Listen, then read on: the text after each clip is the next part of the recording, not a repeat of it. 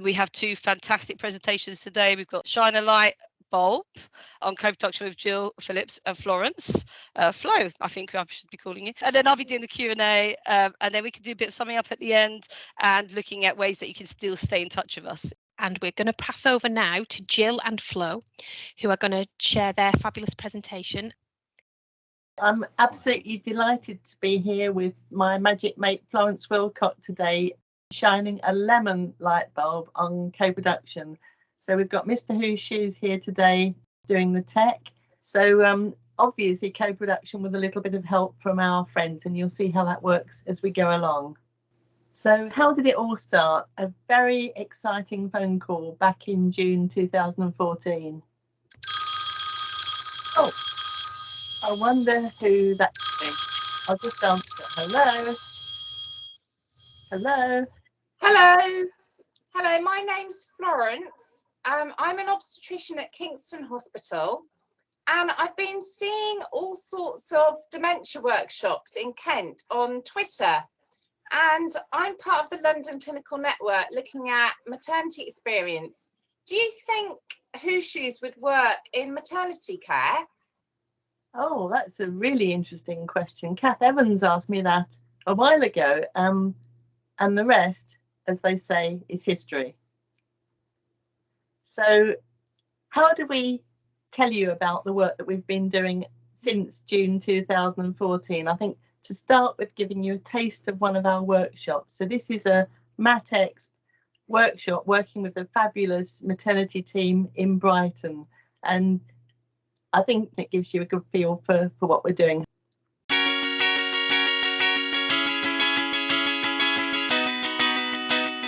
other babies are choosing every day.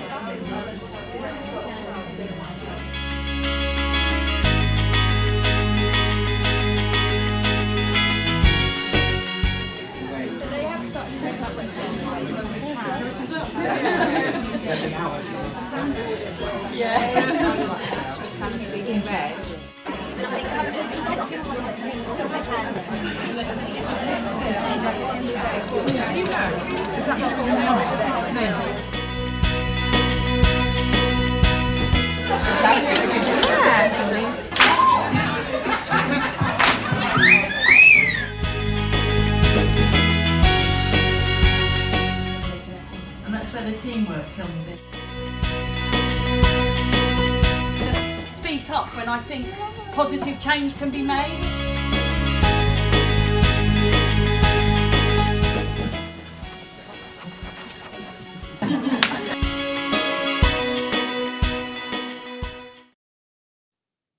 Did you spot people? There's everybody from the maternity team, a baroness, obviously lots of mums and babies, midwives, obstetricians, people from local charities. We're at the football ground.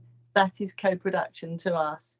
So this approach has now got over 80 NHS trusts using the Who's Shoes approach in maternity care.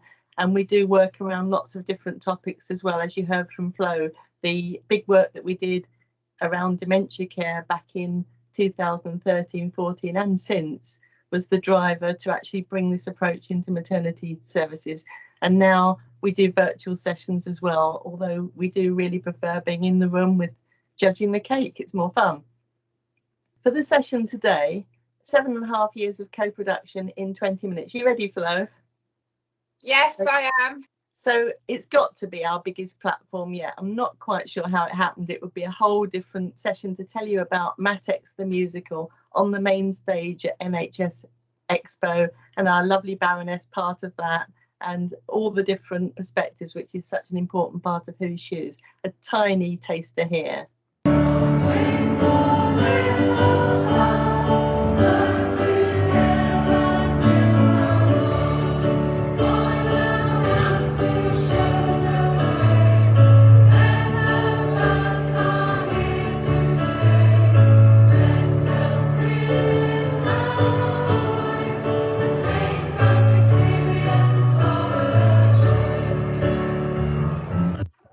So a safe birth experience of your choice. That's pretty much what needs to happen in maternity care.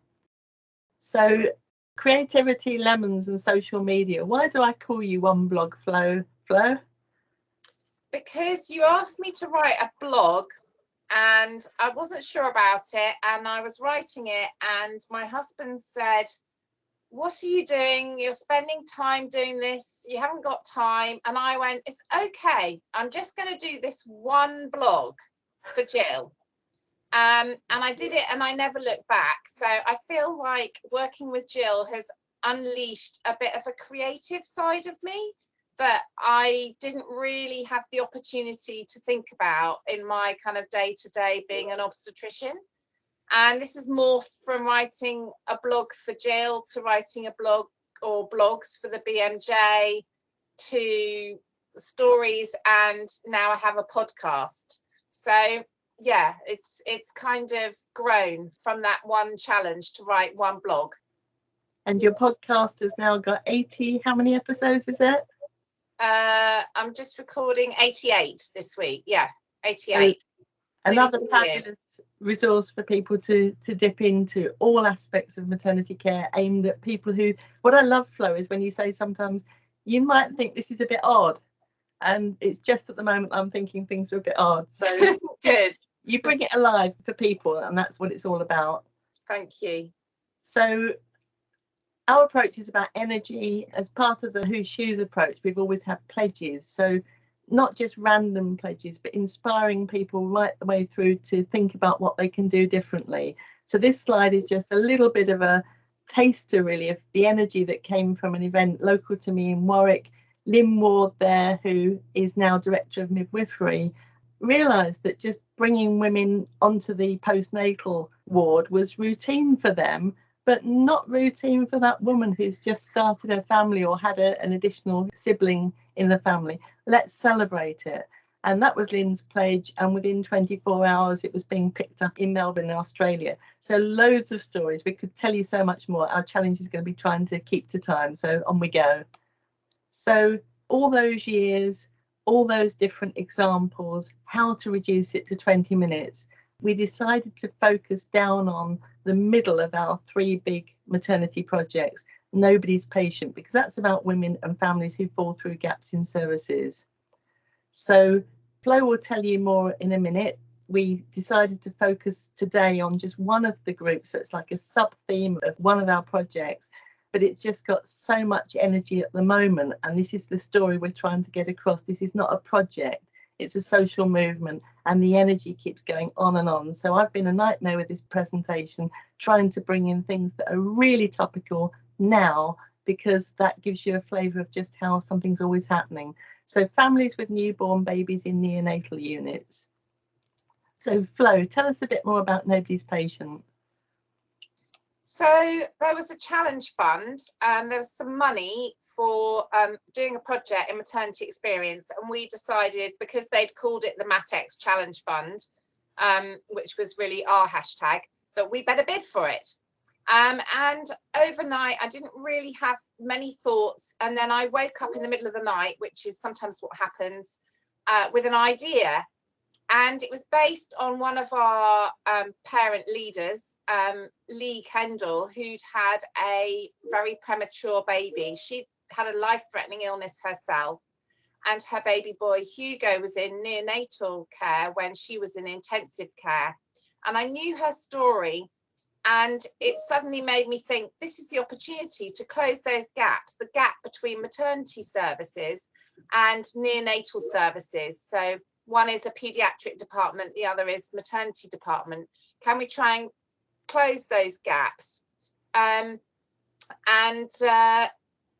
While we were putting together the bid, which involved several parents, the London Clinical Network, my hospital, my local tertiary centre, St George's, as well as Gill and Anna, who does our lovely graphics.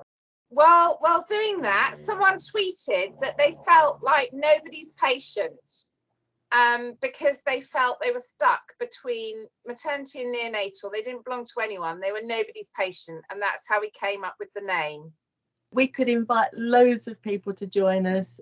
We're all equals together.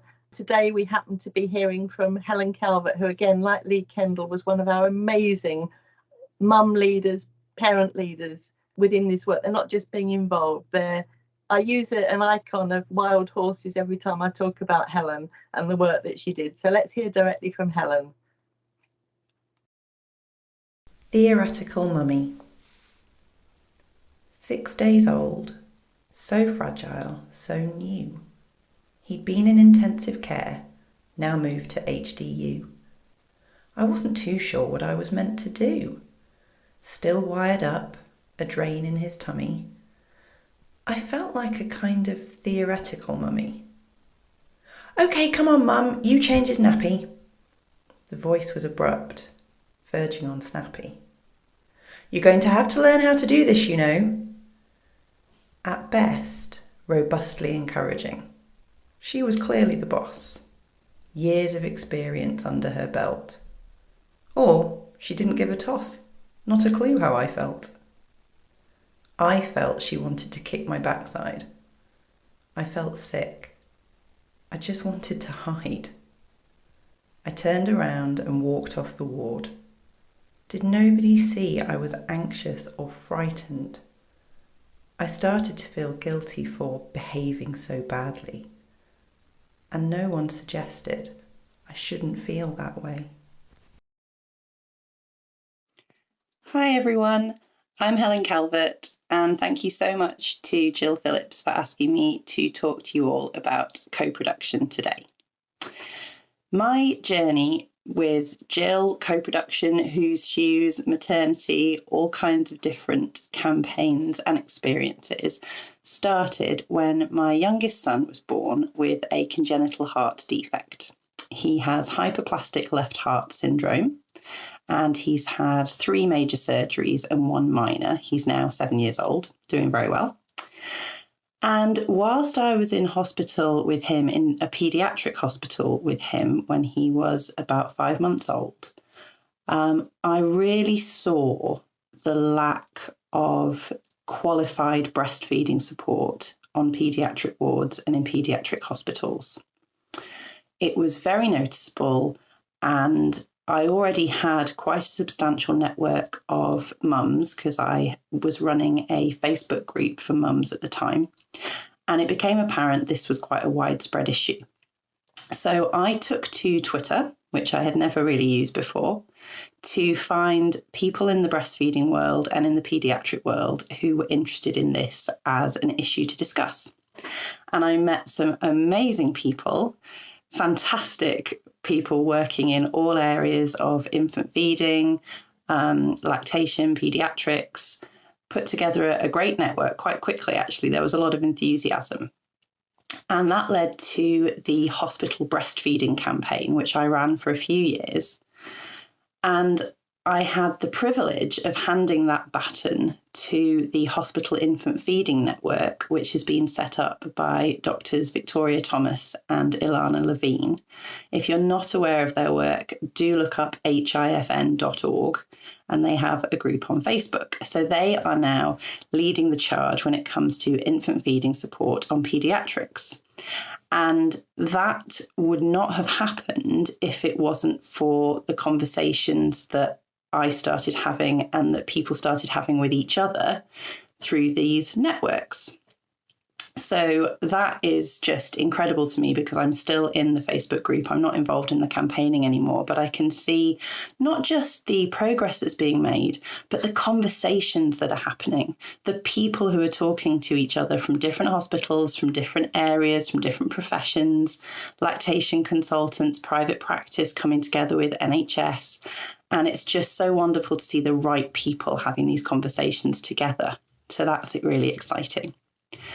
Part of being on Twitter meant that I met Gill and Flo, who run the Matex campaign, Maternity Experience campaign, and I got heavily involved in that as well. And that's how I came across Gill's incredible Whose Shoes methodology, which I am just such a fan of, because it's all about bringing the right people together to have these conversations. And I think we all know that getting people in a room, getting the right voices together, hearing from a diverse group of people is important. But what Gill does is she there are no token voices in Whose Shoes. So if you are a group of parents, then the healthcare professional is not the token voice.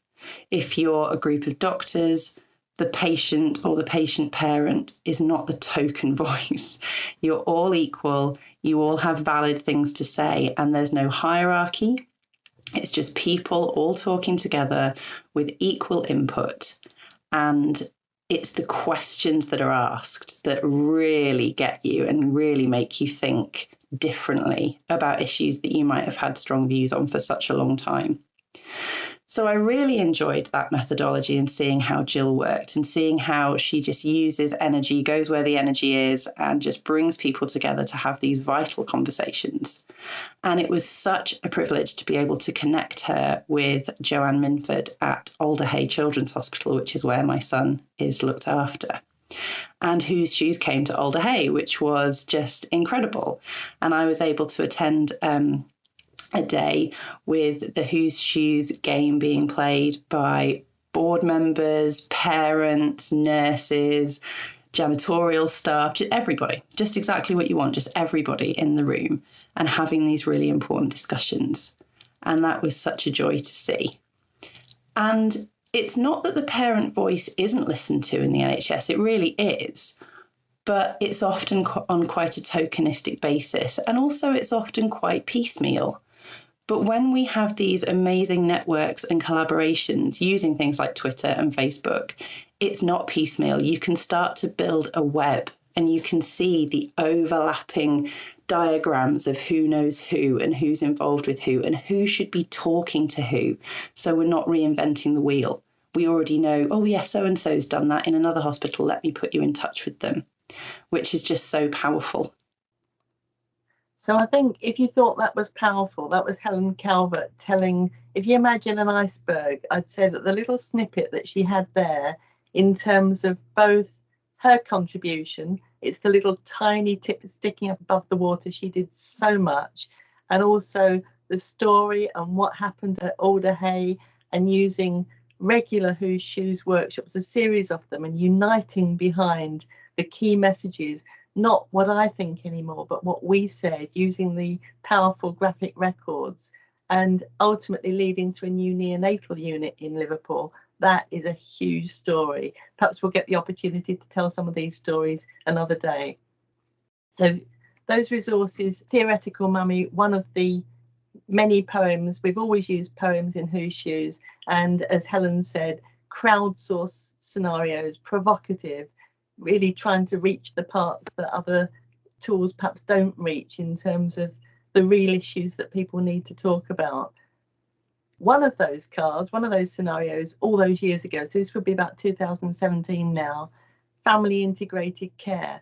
Now, at the time, I'm delighted that we included it. Family integrated care seemed to be an almost idyllic, innovative practice coming from Canada, where parents were the primary carers looking after their own baby in a neonatal setting. How outrageous is that? And on that card, if parents are not fully involved in the care of their baby, what hope is there that they can explain things to their GP, to their health visitor, or other professionals when they go home? So Falling Off the Pathway was a poem that you particularly love, I think, Flo. Would you like to read that one for us? Absolutely. Falling Off the Pathway. I was on the postnatal ward. My baby was in NNU. All too often, I simply hadn't a clue. What was I meant to do? You had to be in postnatal to order your food about an hour before the meal and then be there to actually eat it. It all became such a big deal. We mums, we tried colluding. I'll stay in NNU. You order for me, I'll order for you. Hoping mums and babies could all get to feed. Needless to say, we didn't succeed.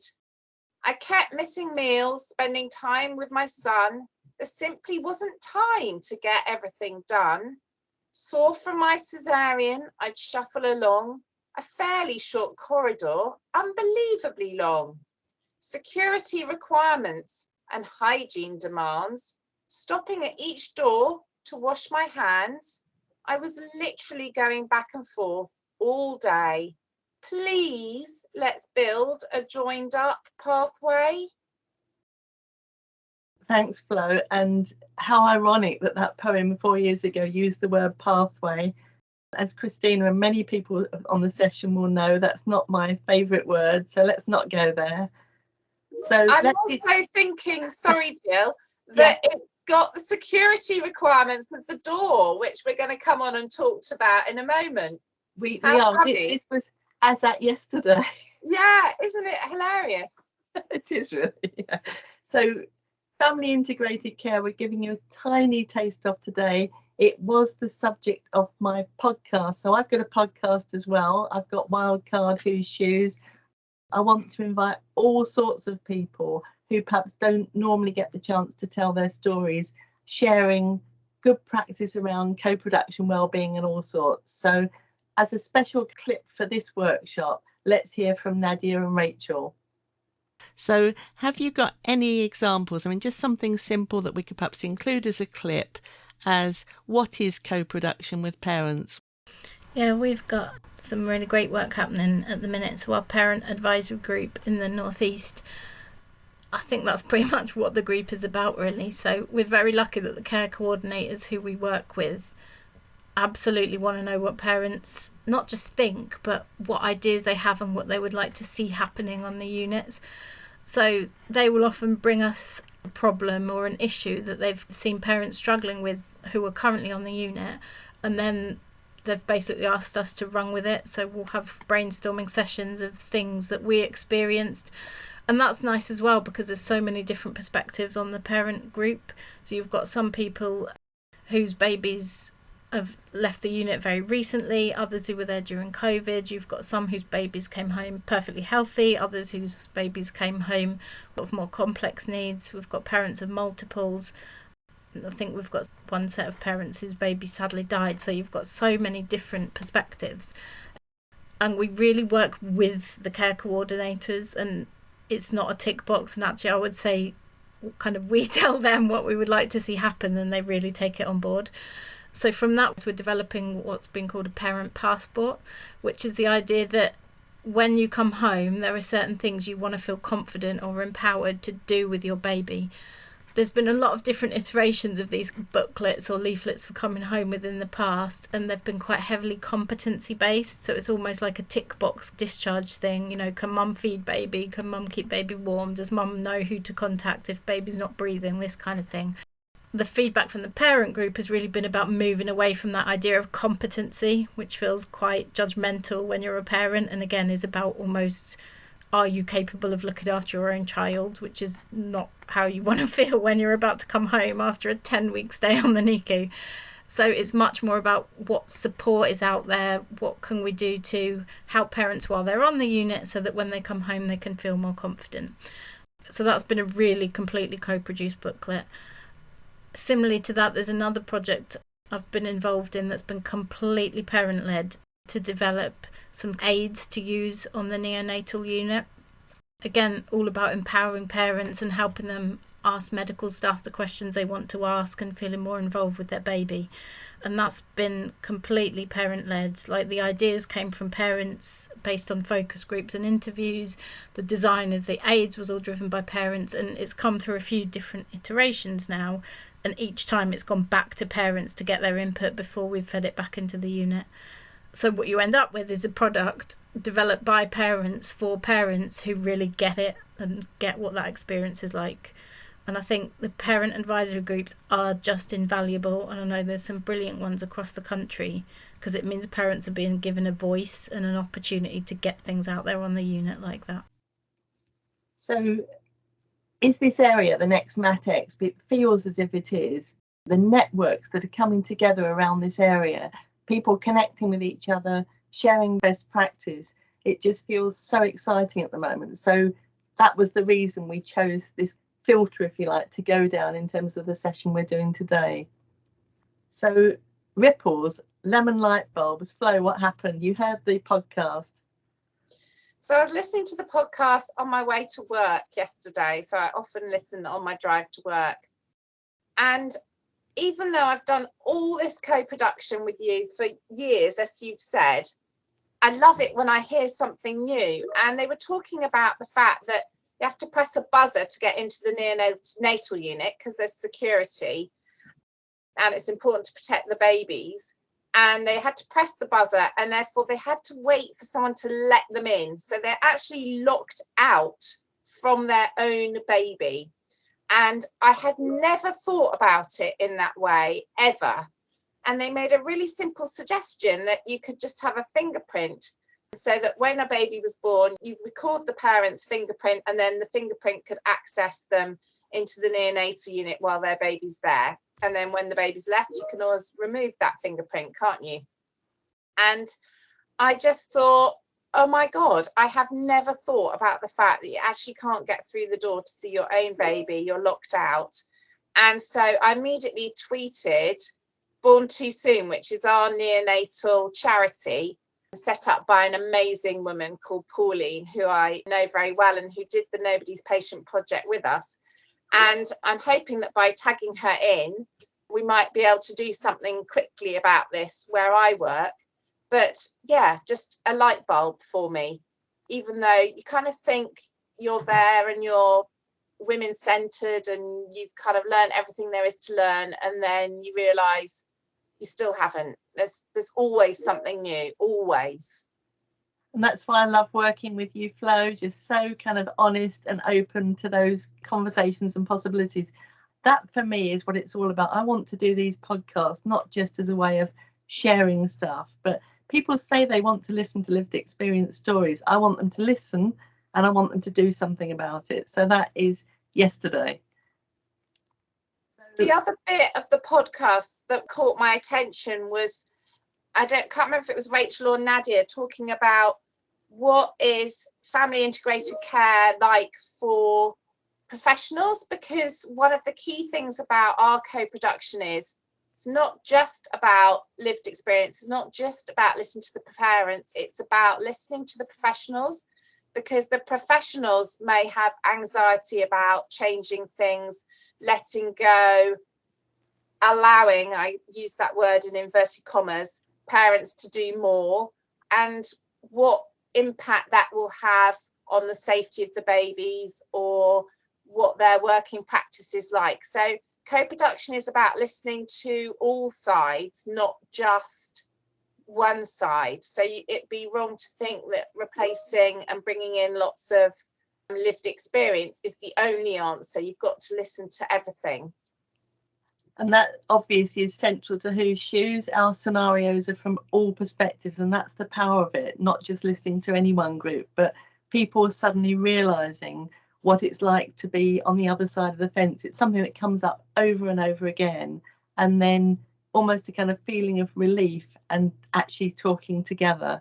So an old tweet from Christina I found, co-production, lived experience, but also listening to these staff voices, everyone is catching fire and it's exciting. We do have more formal outcomes as well, depending on obviously the support we get with different things. So from our 3 big maternity projects, that's the generic maternity project, Nobody's Patient, the one we're talking a little bit about today, and Mind and Body, which is around perinatal mental health. We've managed to come up with 3 books of very, very transferable, adaptable case studies. Help us share them.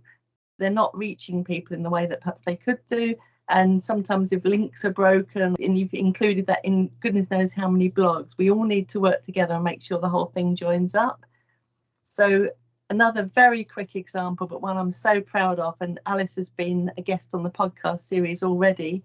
Here's Dr. Alice Ladur, who we connected with at one of our Whose Shoes workshops.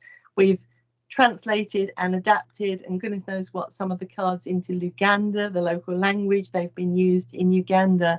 And Alice has just won the Vice Chancellor's Award at Bournemouth University for her PhD work using Whose Shoes with men in Uganda. And it's being written up at the moment on the Patient Safety Learning Forum. Loads and loads of examples. I've just tried to pick out a few highlights. So as at this Sunday, so again, very, very topical, launched on the 16th of January, we're delighted now to have our brand new Matex campaign page. And this has been set up by fab NHS staff so that, as well as the work that they do routinely to collect good practice about any topic, we've now got our own campaign page. So I can say to all these hospitals using Who's Shoes, tell us about the pledges that were made, tell us about the results, and whether it's a big case study or whether it's just a snippet as a voicemail, people will be able to share their good practice, and hopefully it will become such a fantastic collecting place for all these stories. So let's leave the women to finish our session. This is what Matex was about. Sammy Jane challenged us to do a rap To tell you about Matex And put it on the map. Mums are here to help lend a hand. To tell you how we feel and help you understand. We do stuff together, we get things done. Come and join us, Matex is fun.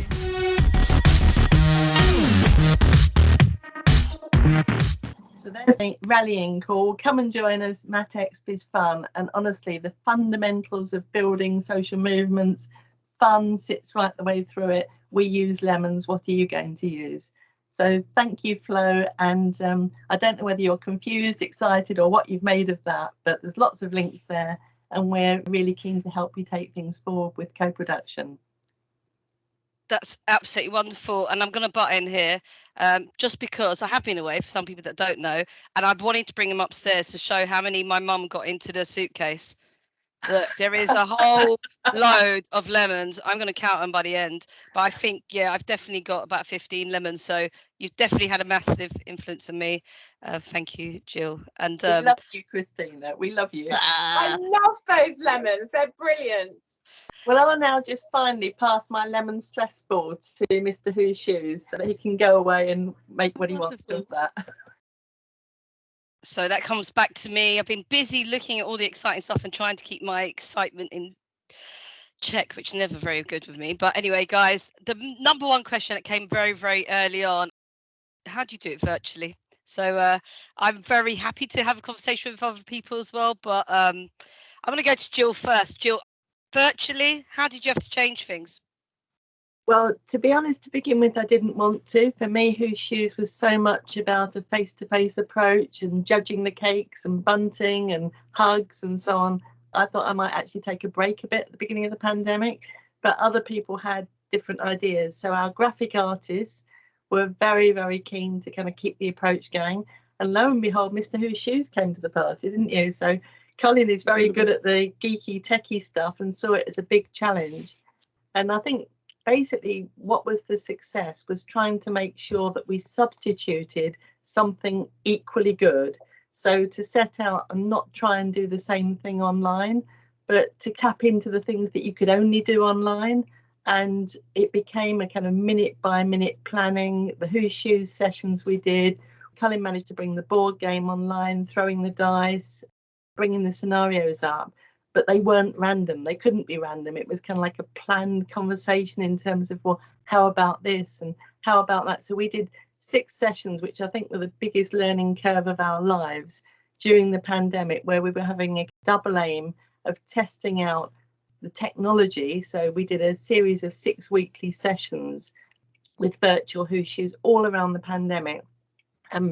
Really challenging topics. I've seen in the chat, you know, people who are disproportionately affected. One of our sessions was working with people from Black and ethnic minority communities, getting them leading the sessions, doing it online. Honestly, I felt so far outside my comfort zone, but the feedback was really good. And we did even manage to write it up in a report, which is unheard of for us. Now, a little snippet into Who's Shoes, that was apparently that the Scottish government were interested.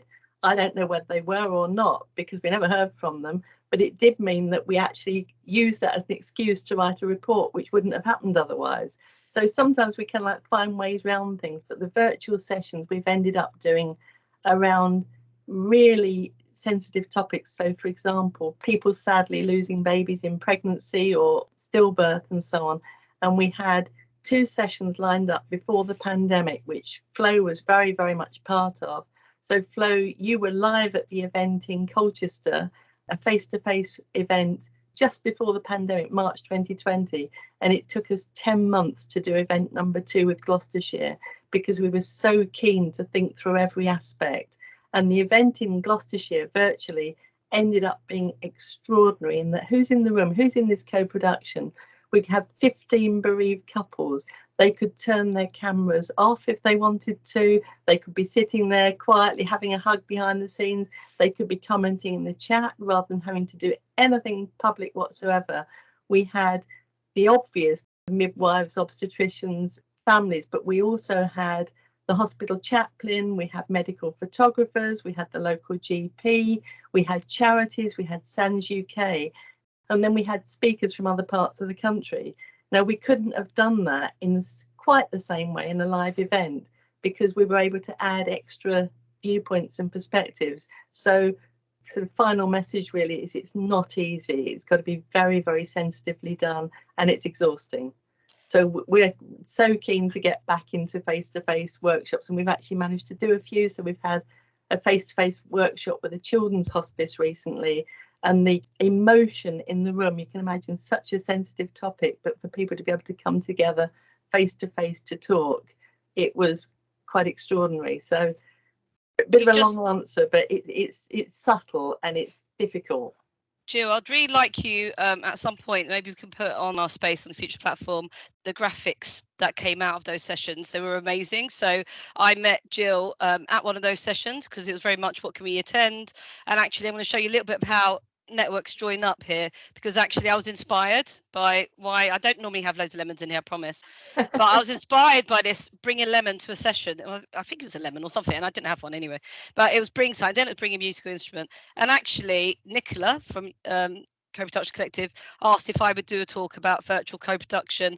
Jill, find that picture. I think it is worth a share, because actually through going to Jill's sessions, made me think, actually, does it matter if the camera's on?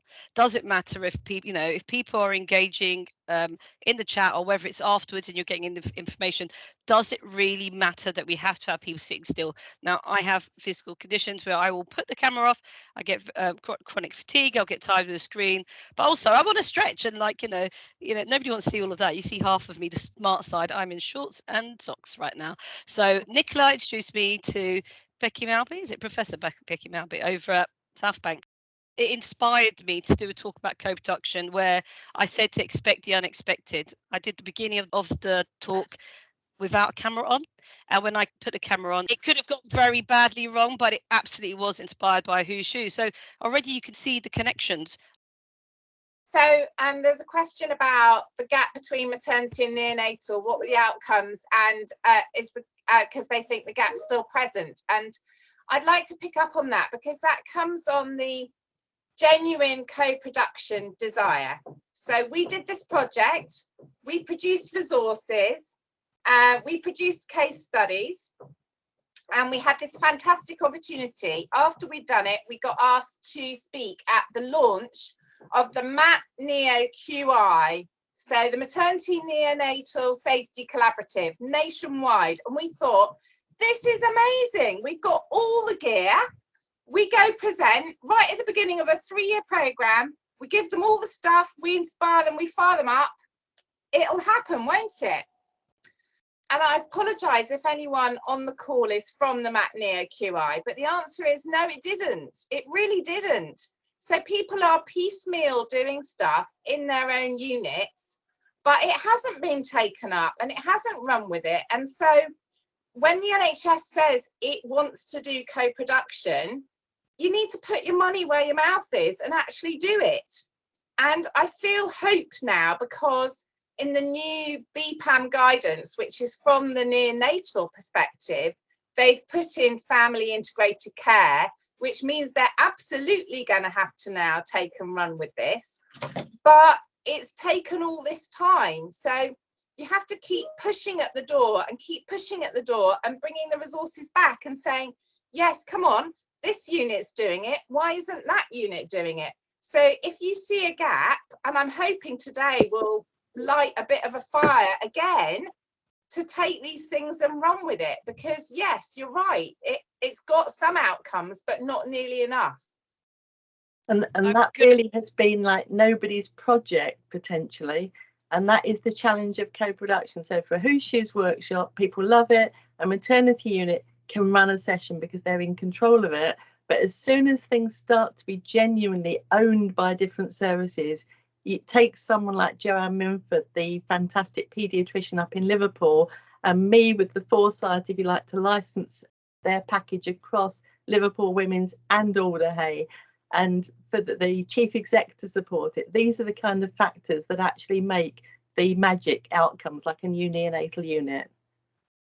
Yeah, I was just going to say, absolutely, it is about putting your money where your mouth is and doing it. And we are doing some things nationally to try and better align things. We're doing work with the Improvement Directorate to align co-production. So because we love a good silo in the NHS, and very often co-production and experience sits in one part of an organisation and quality improvement sits in another, and never the two shall meet. So we're doing some work nationally so that what's coming out nationally, and the MSK programme is a great example of that, is clearly saying that co-production needs to be at the heart of what we do, that we can't improve services if we're not doing that in partnership with people with lived experience. We've got a long way to go with that, but we are championing that, and we are seeing some movement, and we are seeing a shift nationally where other programmes, their interest is piqued and they're asking questions about, can you come and talk to us about that, because we would really like to understand a little bit more about it. 18 months ago, that wasn't happening. So we're doing what you guys have been talked about. We're doing it. We're challenging the system from the inside as well. And we are seeing some movement. So I think we've just got to keep doing what we're doing, talking about it, sharing about it, supporting each other, and shining a light like today on the art of the possible, because great things can happen when people get on and do it. And we just need to kind of share that, showcase that, and shift it, and we will get there. I have every confidence that we will get there. And it's just so amazing that we've had 155 people join today. So fantastic. Thank you very much, everybody. Brilliant. Great way to start the event. Yeah.